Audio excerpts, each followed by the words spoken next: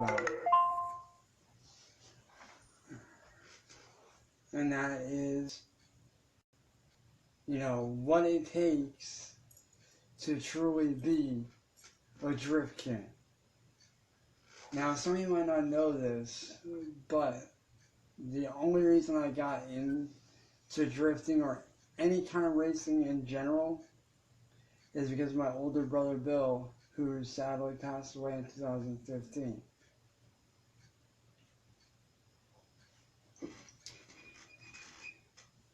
And a lot of people keep asking me, well, how did he introduce you into racing? Well, he introduced me into street racing back when the first Fast and Furious came out. That's when I first learned about street racing, and that's when I was like, how can I get into this? And, that's when I got my hands shortly after on Need for Speed Underground 2. And there was this type of racing on Need for Speed Underground 2 at the time that I had no idea existed, called drifting.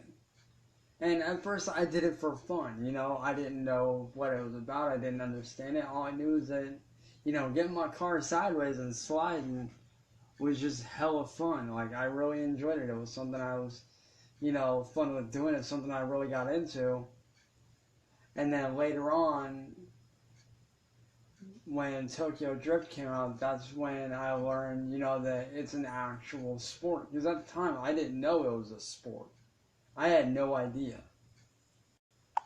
And a lot of people sit there and say, oh, well, drifting's not a sport. You're just throwing your cars sideways and sliding. Well, yeah, we are throwing our cars sideways and sliding, but there's a lot of technical challenges. Believe it or not, it's one of the most skilled, challenging, and one of the most technically challenging sports that you can ever do. Because when you're throwing your car sideways at 100 miles an hour, you got to be able to keep control of that car and be able to pull that e-brake and still control your car as you have no traction. Keep in mind, the entire time you're going sideways, you have no traction.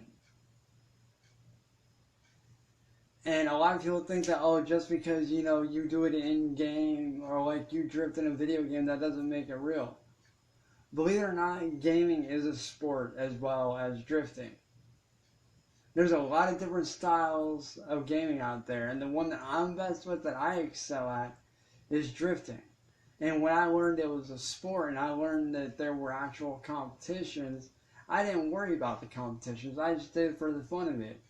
And at the age of 16, I became the youngest drift king to beat the world record for Hillside Manor on Need for Speed Underground 2. And the only reason that happened for me is because a friend of mine was actually filming me when he was over at my house hanging out. And I didn't know he was filming me at the time until he uploaded my video to YouTube. Because I was drifting down Hillside Manor just for the hell of it, just having fun. And like I said, I don't know where the video is at or if it's still up, but if I can find it, I will post it up. But because of my friend who I went to school with, I became the first drift king for, Underground 2. And ever since, I started getting into it a lot. And a lot of people think that, just because, I hold the title as the youngest drift king from the age of 16 for my generation, that I'm too old to be doing it because I'm 27 and this and that and da-da-da-da. Well, let me tell you something. I mean, because a lot of people tell me that, I'm washed up, that, I need to give up, drifting in game and start doing it in real life. And they think that just because, I do it in game, I'm not a real DK. But that's not true. Let me tell you something right now to every single one of you who doesn't think that it's for real, or think that being a DK is bullshit. Let me tell you something. Being a true drift king isn't just about, setting world records or holding titles. It's about accepting your losses and learning from those losses. It's about taking the wins with the defeats and the losses. It's about never giving up. It's about constantly, pushing yourself and applying what you learn to what you do. Because let me tell you something. Back when I first started out and I learned it was a sport and I started studying it, I started watching documentaries like Drift Bible. I started watching drifting documentaries. I started watching the anime series Initial D, which is revolved around street racing and the drift scene. And ultimately, I started watching, Fast and Furious Tokyo Drift on a constant basis every chance I got to study how they did it. I studied not only is it a great movie all around, but I studied the styles, the different styles of drifting that each character has in the movie. And I tried to copy it. I tried to take their style and make it my own, in my own way. And people don't realize that even when you're gaming, when you're doing drifting and gaming, there's a lot of realistic stuff that goes into it. Like, you gotta know how to yank that e-brake. You gotta know how to keep your car, sideways and not lose control. Because, believe it or not, it's a lot harder than people realize. I didn't become, a drift king overnight. I had to practice over and over, day and night, every single day. And even to this very day, I'm 27 now. Even to this day, I still take my stuff back to the basics. I work my basics. I train my ass off every day and every night. That's how I got good. And let me tell you something. 4 years ago, I decided to pick it back up and, start up my YouTube channel and, really get into it full on to see where it could take me. Well, when I uploaded a video of me doing a downhill drift run on Hillside Manor on Need for Speed Underground 2, and I uploaded it to my YouTube channel, I didn't think anything of it. And, I just kind of left it there and let it sit there.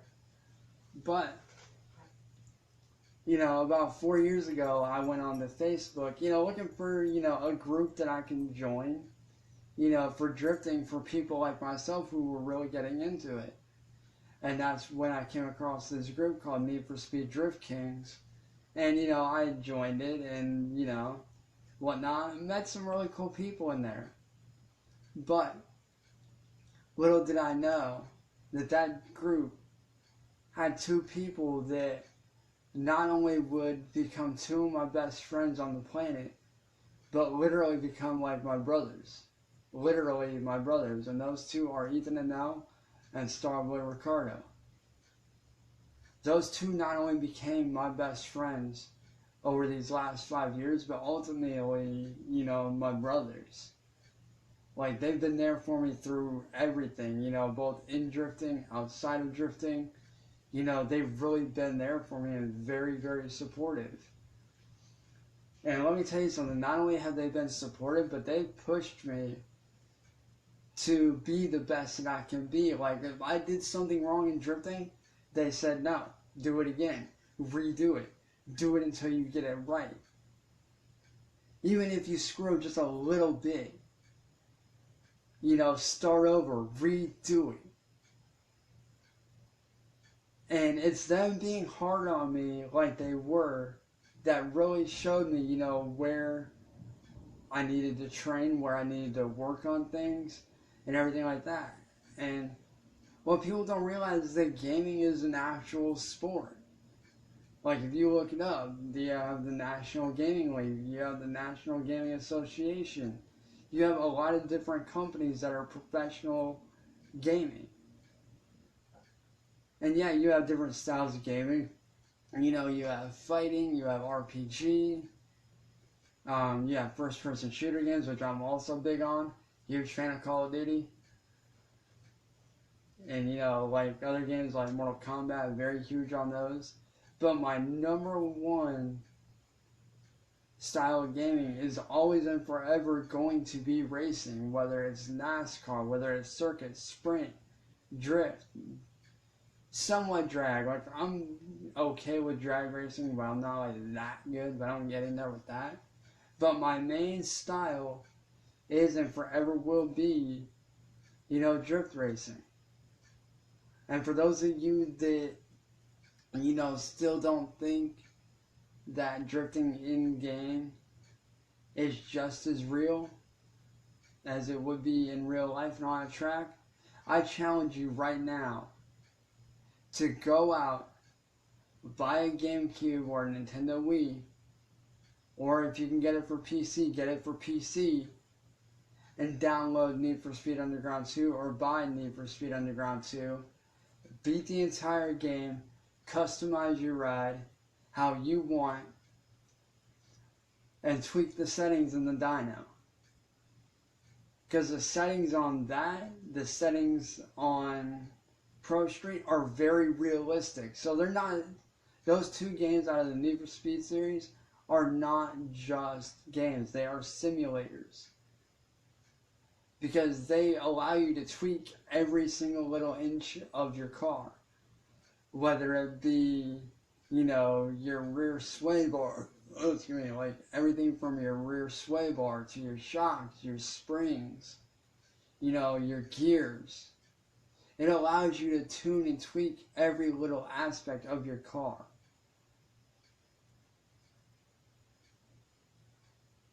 And each person is different. Each driver is different from the next. We all have our own style of drifting. Because one thing I did learn from Ethan and Ricardo is we all have our own style of drifting.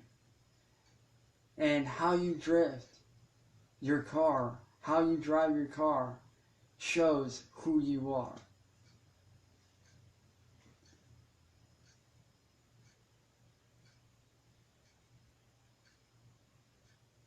And believe it or not, that's actually a good thing, Sarah, because believe it or not, drifting in a circle is, you're actually already good as is, because believe it or not, drifting and doing donuts in a circle is actually a form of drifting.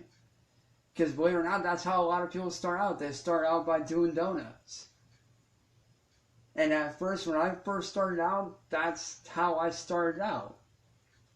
Like, I started doing donuts because I couldn't keep my car straight. And, once I practiced and I got good enough at it, I was able to take that car, drive it, and do what I do best. But a lot of people think that, oh, you got all these titles, big whoop, and, you're still not for real. Just because you don't do it in real life, it's not real. Well, that's where you're wrong. Like I said, being a drift king, whether it's in-game or in real, is all the same. Because in-game, when you're drifting on games like the one I have up now, which is Need for Speed Underground 2, when you're drifting that car, you got to be able to apply everything that you learned from watching real-life documentaries and how-to videos, and applying that to your stuff in game. You gotta be able to take what you learn from these videos and from real life and apply those skills to your in-game skills. So yes, there is a level of technical difficulty. There is a level of, challenge there. That's like with me. I'll admit, I'm not the world's best. And even if I do someday down the road become the world's best, I still will not see myself as the best. Even now, being at the age that I am, I still don't see myself as one of the best. Because I know there's somebody out there better than I am. And the one thing that I have seen going around that I do not like is something that, you can get your hands on real easily, which is for PC only, thank God, which are these things called drift trainers. for games like Need for Speed Underground 2. And what they do is they allow you to drift, without wrecking. They allow you to get high scores like that. But let me tell you something. Those things, for those of you that use those, you may as well quit right now because you do not truly own the title of a Drift King when you use a trainer. The way you earn the title of a Drift King, like I have earned, is by practicing every single day and every night and working your ass off, like I've had to do. And most people ask me, well, why do you do it? Well, the basic answer for any driver is, why not? Because it's fun. But I have a lot of reasons why I do it. One of them being because, like I said, my older brother who passed away in 2015, he's the one that got me into it. If it wasn't for my older brother getting me into, the racing scene in general, I don't know what I'd be doing right now, to be honest with you. And to be honest with you, outside of my immediate family, there's three things that are very important to me. Obviously, the love of my life, Abby. But other than that, besides her, the other two things that mean the world to me are drifting and my friends and family. Yes, I have my immediate family, but I also have, you guys, along with the love of my life and drifting. Like, those are the, granted, yes, my music is important to me, but not as important. Because, I can always pick up music at any given time. That's always going to be there.